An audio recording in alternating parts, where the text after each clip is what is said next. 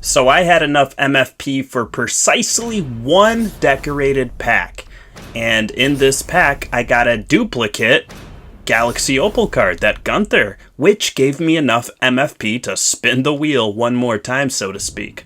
So, of course I did.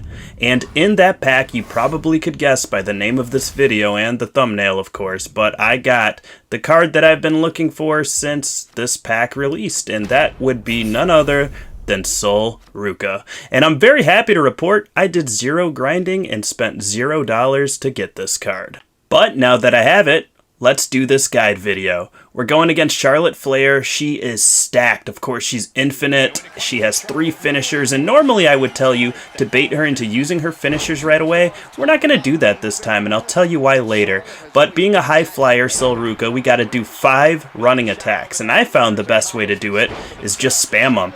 Don't give her any time to rest. As a matter of fact, pick her up off the mat and hit her with another one right after another. I'm alternating between light running strikes and heavy running strikes, and I got my 5 right away. She's got these annoying comeback resiliencies, so she'll no-sell some moves, and she'll do it quite frequently, actually. And that's okay, because once she gets back up, we're just going to put her back down on the ground. Or I found that these springboard attacks are more likely to hit if your opponent is standing up, so let her do that kip up. We'll just hit her with another springboard, and we'll be okay. We only need to do 3 of them. You see I got it right there, and she's already got yellow torso damage. Not that it matters. We're going to win by count out anyways. Next, we got to do 3 aerial attacks. And you can do these from the apron, from the top of the turnbuckle, or, my favorite, from the ring barricade. It's my favorite because it's the fastest and the shortest distance from the air to the ground. Of course, Charlotte Flair is a countering machine. Really, the only damage she's going to do to you in this match is from counters, but boy, is it a lot of damage when she does do them.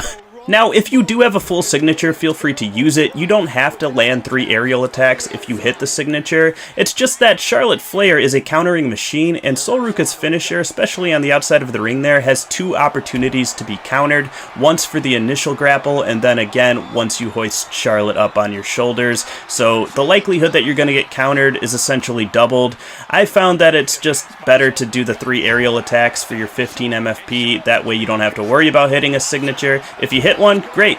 But if you don't, it's not the end of the world. We have other ways of hitting MFP. Of course, you will still have to hit a finisher, though, so you're going to need to hit one or the other, along with a crowd and opponent taunt, to reach the full 90 MFP needed to successfully complete this match. Now, when you're doing your crowd and opponent taunt, Charlotte does not stay down on the ground for long. Like I said, she is stun-proof, so you're going to have to kind of be selective with those taunts, and sometimes you get really unlucky, and Sol Ruca will hit a very long taunt, like walking on her hands and stuff, and it's just like needlessly long, and you might get hit because you're really susceptible to an attack while you're doing them.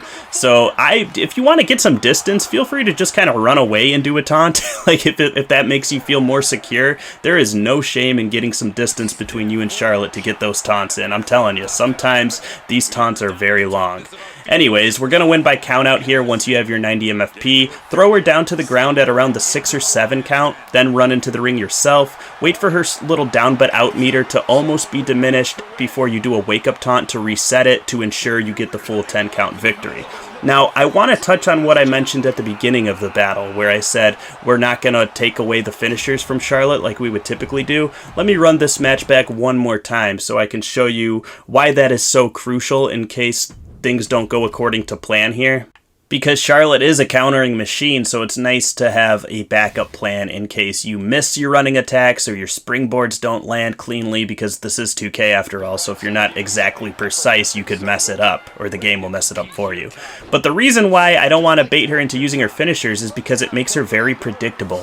When she has 3 finishers locked and loaded, like she will at the start of this match, she has a super finisher that's initiated from the turnbuckle position, so anytime she counters you, she's going to follow that up by either trying to Irish whip you or drag you into the corner. You can prepare yourself for this by just spamming circle on the PlayStation or B on the Xbox, and you'll counter her every single time. Of course, if she drags you, you just have to wait for your head to snap back in that animation, hit triangle or Y, and you're good to go. If you don't believe me that that's Charlotte's game plan, then right away when the match starts, don't do anything. Let her walk up to you. I guarantee you she'll grapple you and then try to Irish whip you into the corner or drag you into the corner. Seriously, try it out sometime. But if she uses her annoying kip up, that can also trigger her to be on the offensive where she'll grab you and do an Irish whip too. I think she does one right here. Yeah, there you go. She grabs me. I know she's going for the Irish whip, so I prepare myself, get the counter right away, and then I'm back on the offensive.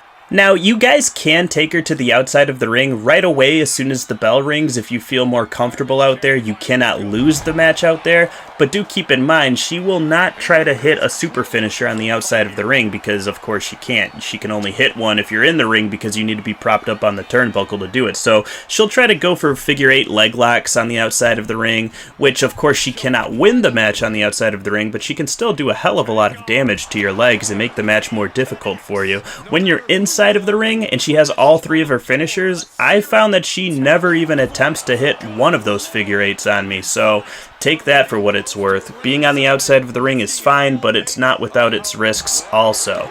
I do understand that people are comfortable out there because of, it's not a Falls Count Anywhere match, so if you want to do some damage out there, just make sure you're coming back into the ring, obviously, to break up the 10 counts every now and then, or you will be really upset when you lose by count out and have to restart the match, especially if you made a bunch of progress doing damage. Not that I'm speaking from experience or anything, of course not.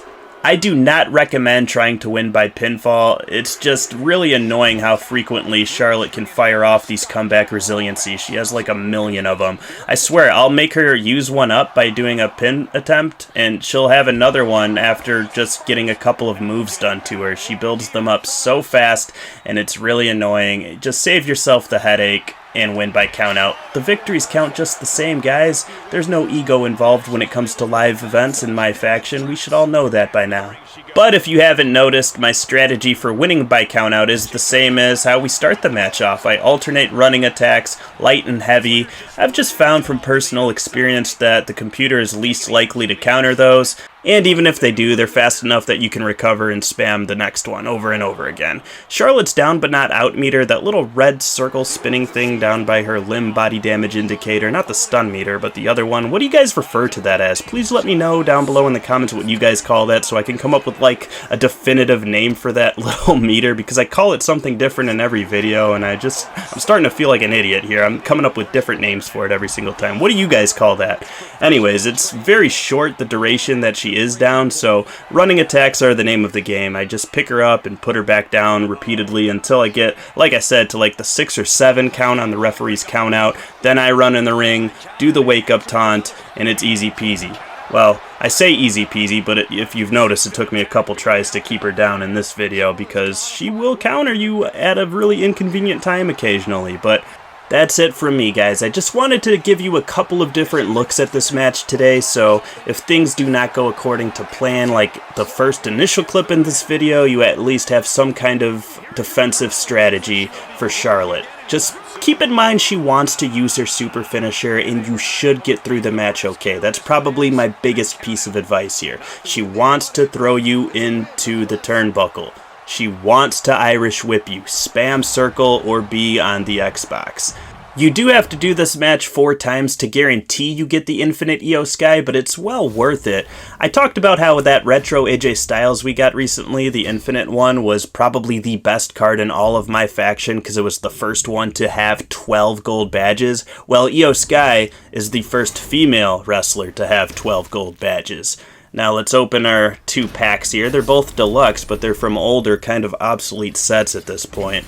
So I just got like a big dramatic reveal for Nia Jax because I haven't opened too many of these packs. So another dramatic reveal for the Becky Lynch, and I'll just quick reveal the second one too while we're at it. But thanks for watching as always, guys. If this video was helpful to you, let me know down below in the comments. Do all the YouTube stuff for me, like and sub, and I will catch you all next time. Until then, be well and take care. Peace.